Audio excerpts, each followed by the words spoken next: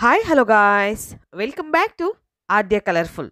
ನಾನು ಸುಮಾ. ಫ್ರೆಂಡ್ಸ್, ಇವತ್ತಿನ ವಿಡಿಯೋದಲ್ಲಿ ಒಂದು ಸ್ವೀಟ್ ರೆಸಿಪಿನ ನಿಮ್ಮ ಜೊತೆ ಶೇರ್ ಮಾಡ್ತಾ ಇದ್ದೀನಿ. ಖಂಡಿತ ನೀವು ಮನೆಯಲ್ಲಿ ಸಾವಿರಾರು ಬಾರಿ ಪಾಯಸನ ತಯಾರಿಸಿರ್ತೀರ.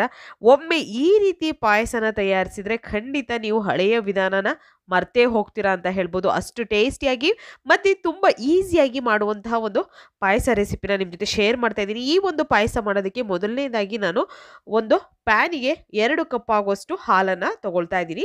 ಅಂದರೆ ಅಲ್ಲಿಗೆ ಸುಮಾರು ಒಂದು ಅರ್ಧ ಲೀಟರ್ ಆಗುವಷ್ಟು ಹಾಲನ್ನು ನಾನು ತಗೊಳ್ತಾ ಇದ್ದೀನಿ. ನೋಡ್ಬೋದು ಇಲ್ಲಿ. ಫ್ರೆಂಡ್ಸ್, ನೀವ್ಯಾರಾದ್ರೂ ಫಸ್ಟ್ ಟೈಮ್ ನನ್ನ ಚಾನಲ್ಗೆ ವಿಸಿಟ್ ಮಾಡಿದರೆ ಪ್ಲೀಸ್ ನನ್ನ ಚಾನಲ್ನ ಸಬ್ಸ್ಕ್ರೈಬ್ ಮಾಡ್ಕೊಳ್ಳಿ, ಹಾಗೆ ಲೈಕ್ ಮಾಡಿ ಮತ್ತು ಶೇರ್ ಮಾಡಿ ಫ್ರೆಂಡ್ಸ್.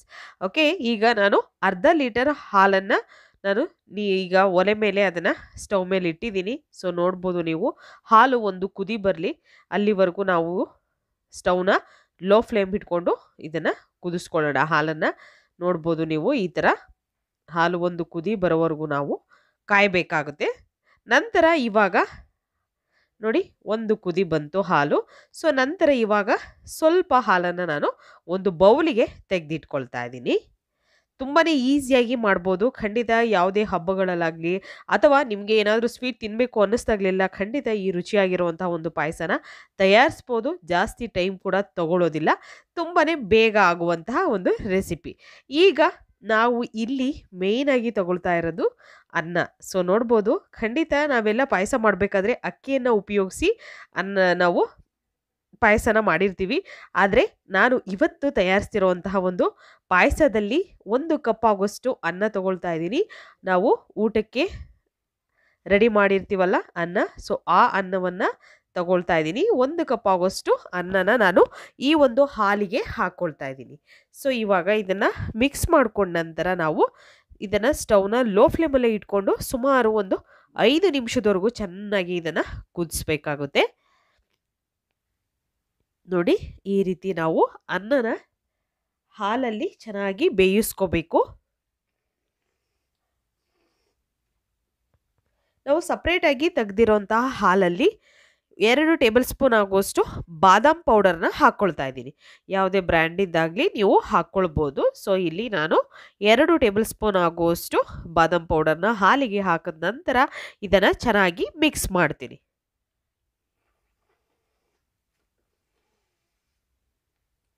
ಬೇಕು ಅಂದರೆ ಇದಕ್ಕೆ ನೀವು ಕೇಸರಿ ಕೂಡ ಹಾಕ್ಕೊಳ್ಬೋದು, ಅದು ಕೂಡ ತುಂಬಾ ಕಲರ್ ಬರುತ್ತೆ, ತುಂಬಾ ಚೆನ್ನಾಗಿ ಕೂಡ ಇರುತ್ತೆ ಟೇಸ್ಟಿಯಾಗಿ.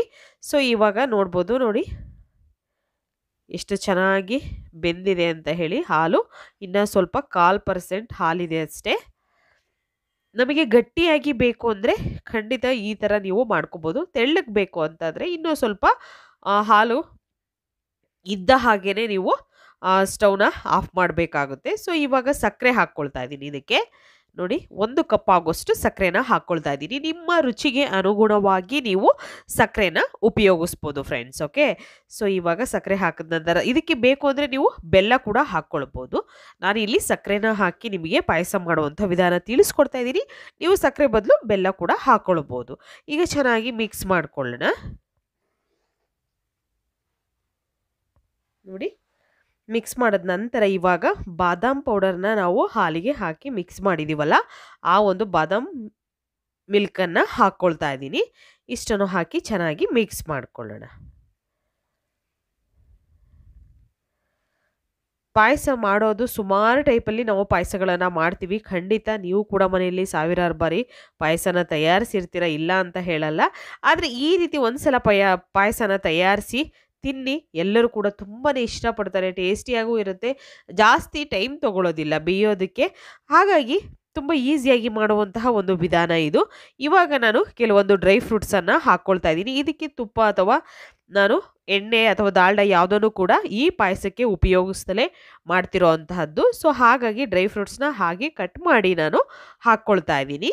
ಸೊ ನೋಡ್ಬೋದು, ಈಗ ಈ ರೀತಿ ಚೆನ್ನಾಗಿ ಬೇಕು ಅಂದರೆ ನಾವು ಕುಡಿಯೋದಕ್ಕೆ ಬಳಸ್ತೀವಿ. ನೀವು ಪಾಯಸನ ಈ ರೀತಿ ನಾವು ಕುಡಿತೀವಿ ಅನ್ನೋದಾದರೆ ನೋಡಿ, ಈಗಿದ್ದಾಗಲೇ ನೀವು ಸ್ಟವ್ನ ಆಫ್ ಮಾಡಬೇಕಾಗುತ್ತೆ. ಸ್ವಲ್ಪ ಗಟ್ಟಿ ಇರಲಿ ಅನ್ನೋದಾದರೆ, ಸ್ವಲ್ಪ ಊಟದ ಜೊತೆ ನೀವು ಕೊಡ್ತೀವಿ ಅನ್ನೋದಾದರೆ ಸ್ವಲ್ಪ ಗಟ್ಟಿ ಇದ್ದರೆ ಚೆನ್ನಾಗಿರುತ್ತೆ ಪಾಯಸ. ಸೊ ಇವಾಗ ಚೆನ್ನಾಗಿ ಕುದಿ ಬರೋದಕ್ಕೆ ಇದನ್ನು ಬಿಡೋಣ ನಾವು. ಹಾಗೆ ಇದಕ್ಕೆ ಏಲಕ್ಕಿ ಪೌಡರ್ನ ನೀವು ಸಪ್ರೇಟಾಗಿ ಹಾಕ್ಕೊಳ್ಬೋದು. ನಾನು ಬಾದಾಮ್ ಮಿಲ್ಕಲ್ಲೇ ಹಾಕಿದ್ದೀನಿ ಏಲಕ್ಕಿ ಪೌಡರ್ನು ಕೂಡ. ಸೊ ನೋಡಿ ಈಗ ಸ್ವಲ್ಪ ಗಟ್ಟಿ ಆಗ್ತಾ ಇದೆಯಲ್ಲ, ಹೀಗೆ ನಾವು ಒಂದು 5 ನಿಮಿಷದವರೆಗೂ ಇದನ್ನು ಚೆನ್ನಾಗಿ ಬೇಯಿಸ್ಕೋಬೇಕಾಗುತ್ತೆ. 5 ನಿಮಿಷ ಆದ ನಂತರ ಸ್ವಲ್ಪ ಗಟ್ಟಿ ಆಗ್ತಾ ಬಂದಿರುತ್ತೆ. ಆವಾಗ ತಣ್ಣಗಾಗೋದಕ್ಕೆ ನಾವು ಮತ್ತೆ ಒಂದು 5-10 ನಿಮಿಷ ಬಿಟ್ಟರೆ ಖಂಡಿತ ತುಂಬಾ ಟೇಸ್ಟಿಯಾಗಿರೋಂತಹ, ಈಸಿಯಾಗಿರೋಂತಹ ಒಂದು ಪಾಯಸ ರೆಡಿ ಆಗುತ್ತೆ. ಸೊ ನೋಡ್ಬೋದೀಗ ನೋಡಿ ತಣ್ಣಗಾಗಿದೆ, ಎಷ್ಟು ಗಟ್ಟಿಯಾಗಿದೆ ಅಂತ.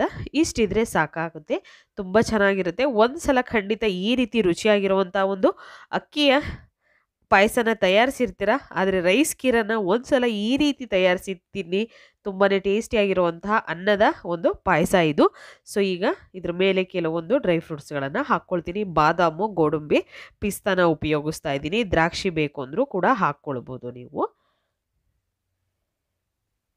ಈಸಿಯಾಗಿರುವಂಥ ಪಾಯಸ ರೆಸಿಪಿ ನಿಮಗೆ ಇಷ್ಟ ಆಗಿದೆ ಅಂತ ಭಾವಿಸ್ತೀನಿ. ಇಷ್ಟ ಆಗಿದ್ರೆ ಪ್ಲೀಸ್ ಚಾನಲ್ನ ಸಬ್ಸ್ಕ್ರೈಬ್ ಮಾಡ್ಕೊಳ್ಳಿ, ಲೈಕ್ ಮಾಡಿ, ಶೇರ್ ಮಾಡಿ. ಓಕೆ, ಇವತ್ತಿನ ವಿಡಿಯೋನ ಇಲ್ಲಿಗೆ ಮುಗಿಸ್ತೀನಿ.